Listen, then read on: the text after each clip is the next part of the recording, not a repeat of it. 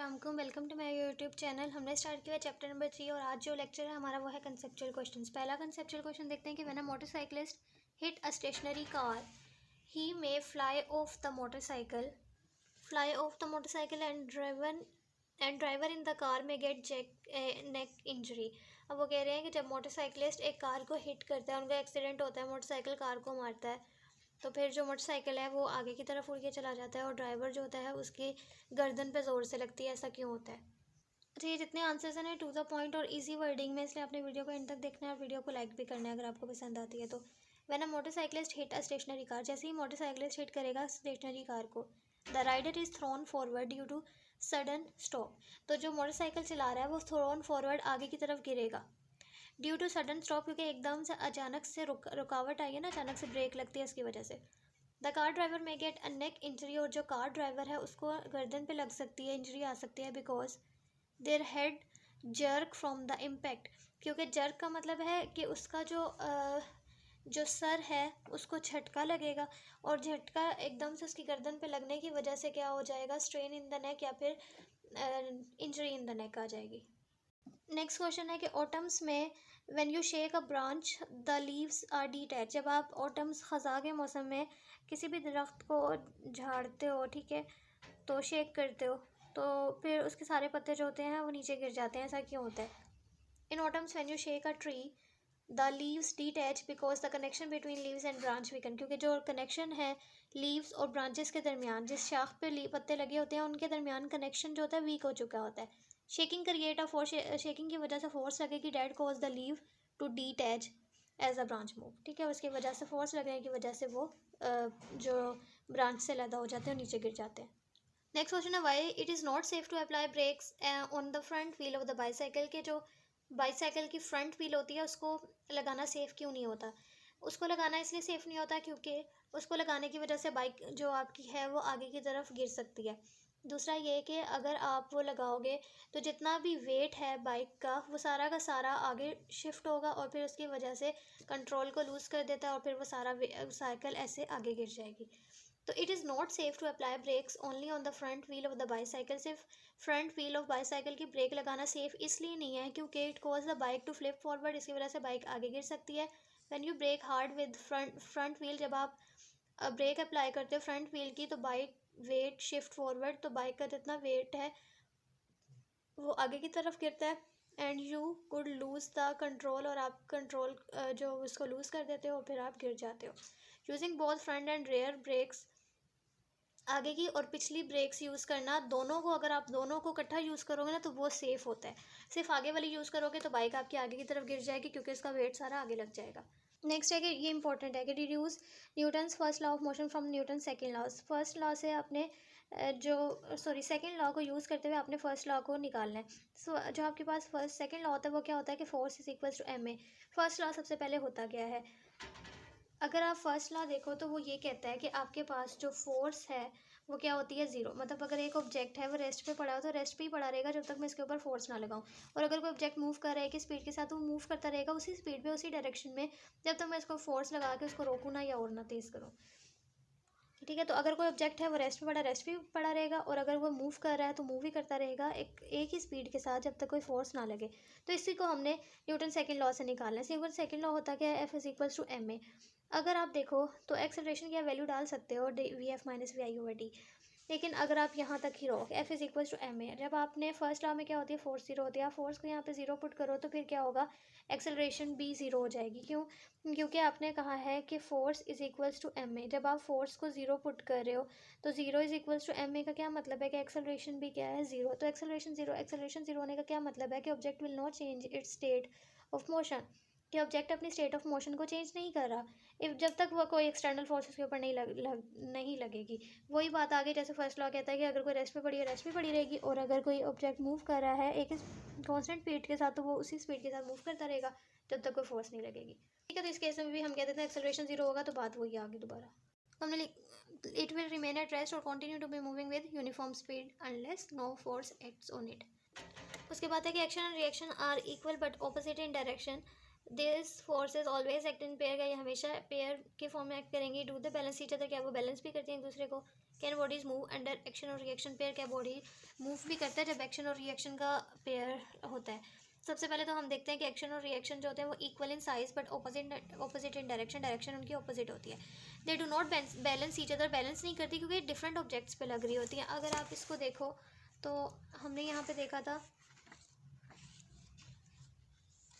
ये है action reaction का, कि आप फुटबॉल को किक मारते हो तो आपने फुटबॉल पर किक मारी, आपने एक्शन किया, ठीक है।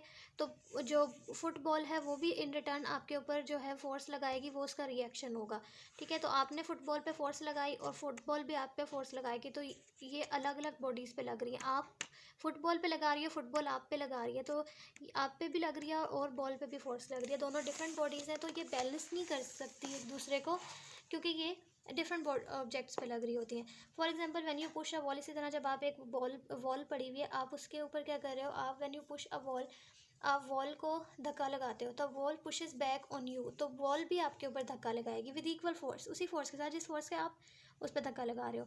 बट यू मूव, लेकिन आप मूव करते हो because the force acts on you not on the wall, क्योंकि फोर्स आप पे लग रही है। वॉल जो आप पे फोर्स लगा रही है, आप उसकी वजह से मूव कर जाओगे। आप वॉल पे जो लगा रहे हो, वॉल मूव क्यों नहीं करेगी? क्योंकि उसका मैस ज़्यादा है, तो आपका मैस उसके मुकाबले कम है, तो आप मूव कर जाओगे। सो बॉडीज़ कैन मूव, इसलिए हम कहते हैं कि बॉडी मूव करती है जब अंडर एक्शन और रिएक्शन फोर्सेस हो। इसी तरह जब आपके पास एक डब्बा पड़ा हुआ है, एक बॉक्स पड़ा हुआ है, आप इस बॉक्स को मूव करवा रहे हो तो बॉक्स मूव करेगा। ये इस जब आप यहाँ पे हो और आप इसके ऊपर फोर्स लगा के इसको मूव करवा रहे हो, तो ये भी इन रिटर्न आपके ऊपर फोर्स लगा रहा है, लेकिन क्योंकि इसका मैस कम है तो आप मूव नहीं करते। ये आपके ऊपर जो फोर्स लगा रहा है उसकी वजह से ये बॉक्स मूव कर जाता है क्योंकि इसका मैस थोड़ा है, तो मूवमेंट तो होती है ना। नेक्स्ट है, a man slip on the oily floor, he wants to move out of this area. जब मैन जो होता है वो स्लिप कर जाता है एक ऑयली फर्श के ऊपर, तो he went to move out of this area, वो उससे निकलना चाहता है और वो अकेला ही is alone. He throw his legs to move out of his slippery area, why is it so? वैसा क्यों करता है? जब आप फर्श पे गिर जाते हो ऑयली, तो उसने वहाँ से बाहर निकलना है और वो अकेला है, कोई इसको हाथ देकर उठा भी नहीं सकता, तो वो किस तरह से उठेगा? उसके लिए ये कहा जाता है कि जब वो तो वो अगर अपनी टांगें खोल ले तो टांगें खोल के वो उठ सकता है, ठीक है। आपने भी ट्राई किया होगा, आप टांगें खोल के आप उठ सकते हो। इससे ऐसा क्या हुआ कि when the man slips on the oily floor, he has little grip to push against the wall. तो अगर वो नीचे गिर गया तो वो चल नहीं सकता क्योंकि उसकी ग्रिप कम हो गई। अगर वो अपनी टांगें खोल लेगा तो he create a force that pushes his body in opposite direction, तो उसकी वजह से वो एक फोर्स बना पाएगा जो इसकी बॉडी को पुश करेगी ऑपोजिट डायरेक्शन में, तो उसकी वजह से वो चल पाएगा। ये वाला क्वेश्चन नेक्स्ट इंपॉर्टेंट है कि how would you use Newton's third law of motion and law of conservation of momentum to explain motion of rocket? A rocket moves because according to Newton's third law the rocket pushes gas. जो rocket होता है आपके पास, वो ऐसे नीचे gas जो होती हैं उनको ऐसे एग्जॉस्ट करता है, निकालता है। अब वो जो गैसेस हैं वो उसका क्या है, वो एक्शन है, तो इन रिटर्न गैसेस भी इसके ऊपर फोर्स लगाएंगी जिसकी वजह से वो आगे मूव कर जाता है। तो rocket moves against according to Newton's third law, the rocket pushes gas down, और गैसेस निकालता है जो उसका एक्शन होता है, and gas pushes the rocket up, और जो गैस होती है फिर उस रॉकेट को ऊपर भेजती है जो वो रिएक्शन करता है। तो ये तो हो गया न्यूटन्स थर्ड लॉ की रिस्पेक्ट से। Law of conservation of momentum की रिस्पेक्ट से देखें तो law of conservation of momentum ensure that the momentum of rocket and gas remain balance. ये जो गैसेस का मोमेंटम है इनका और जो मूव करते हुए जा रहा है ऊपर, उसका मोमेंटम जो है वो बैलेंस रहे with the rocket moving upward as the gas move downward, ठीक है। अब आप देखो कि ये होता क्या है कि जब एक रॉकेट है वो गैसेस को निकालता है, तो ये क्या कर रहा है, वो एक्शन कर रहा है। एज अ रिजल्ट ये गैसेस के ऊपर फोर्स लगाएंगे जिसकी वजह से रॉकेट ऊपर मूव करता हुआ जाएगा। जो गैसेस उसके ऊपर क्या लगाएंगी, रिएक्शन लगाएगी। लॉ ऑफ कंजर्वेशन मोमेंटम क्या कहता है, इन दोनों का जो मोमेंटम होता है वो सेम होता है, बैलेंस रखता है। नेक्स्ट है कि जो क्रिकेट बॉल में जब आप क्रिकेट खेलते हो तो आपके जो ग्लव्स होते हैं या क्रिकेटर्स होते हैं उन्होंने ग्लव्स पहने होते हैं, वो पूरे भरे हुए क्यों होते हैं? वो इसलिए पैडेड हुए हुए होते हैं, फोम के साथ भरे हुए होते हैं, टू रिड्यूस द इम्पैक्ट, ताकि वो इम्पैक्ट को कम कर सकें, इम्पैक्ट फोर्स को। When the ball hit the gloves, और जब बॉल ग्लव्स को हिट करेगी, protecting the hands from injury, तो वो हैंड्स को इंजरी से बचाएगी, जो इंजरी मतलब चोट लगने से। The form absorbs and spread out the force making gloves more comfortable. Basically जो फॉर्म होती है वो सारी फोर्स को एब्जॉर्ब कर लेगी, जो बॉल लगने की वजह से फोर्स लगती है उसको वो एब्जॉर्ब कर लेगी और फैला देगी, तो जिसकी वजह से आपको चोट नहीं लगती। उसके बाद है कि where will your weight be greater, कहाँ आपका वेट ज़्यादा होगा? अर्थ पे या फिर मून पे, और मैस आपका कहाँ, मैस और वेट बेसिकली पूछ रहे हैं कि अर्थ पे ज़्यादा होगा या आपके पास मून पे। तो मैंने आपको ये लेक्चर करवाया था जहाँ पे मैंने वेट और मैस का डिफरेंस करवाया था। तो वेट आपके पास जो होता है वो इक्वल होता है mg। तो ये बेसिकली किस पे डिपेंड करता है, ग्रेविटी पे। मैस आपके पास हर जगह सेम होता है क्योंकि मैस किसी चीज़ पर डिपेंड नहीं कर रहा, वो मून पे हो, अर्थ पे हो, या कहीं भी आप चले जाओ, मैस आपका वही रहेगा। लेकिन वेट आपका चेंज होता रहता है, वो जी पे डिपेंड करता है। अब जी की वैल्यू अर्थ पे ज़्यादा होती है और मून पे जो होती है बहुत कम होती है। जितनी अर्थ पे है ना, फॉर एग्जांपल जी पे, अर्थ पे जो जी की वैल्यू है वो क्या है, जी ग्रेविटी की वैल्यू, और मून पे अगर हम देखेंगे ना तो वो अर्थ के भी 6 टाइम हाफ होती है, तो वो बहुत कम हो जाती है। तो your weight will be greater near the earth, वो आपके पास अर्थ पे ज़्यादा वेट होगा क्योंकि ग्रेविटी वहाँ पे स्ट्रॉन्गर होती है। और मून पे जो होती है वो कम होती है, कितनी होती है, g/6, और अर्थ पे कितनी होती है, जी। अब मैथ्स की बात करें तो मैथ्स आपके पास जो होता है वो सेम होगा, चाहे आप मून पे हो चाहे आप अर्थ पे हो, वो लोकेशन के लिहाज से चेंज नहीं होता। नेक्स्ट क्वेश्चन है कि Ronaldo kick the ball at the highest point of the ball. जब आपके पास उसने किक किया बॉल को, जब बॉल यहाँ पे आ गई, ठीक है, ये आपकी अर्थ है नीचे, ये यहाँ पर आ गई बॉल हाईएस्ट पॉइंट पे, तो अब आपके पास earth and ball attract each other, ये दोनों एक दूसरे को अट्रैक्ट करेंगे ना, ये तो वह why then the ball moves towards earth, तो बॉल ही क्यों इसकी तरफ आती है, अर्थ क्यों इसकी तरफ नहीं जाती। ठीक है, इसका सिंपल सी रीज़न है कि जो बॉल होती है उसका मैस छोटा होता है और अर्थ का मैस बहुत ज़्यादा होता है।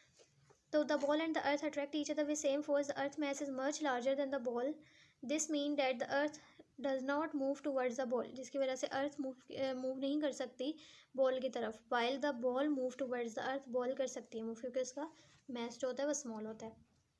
I hope you understand this lecture. Thank you so much for watching. अल्लाह हाफिज़।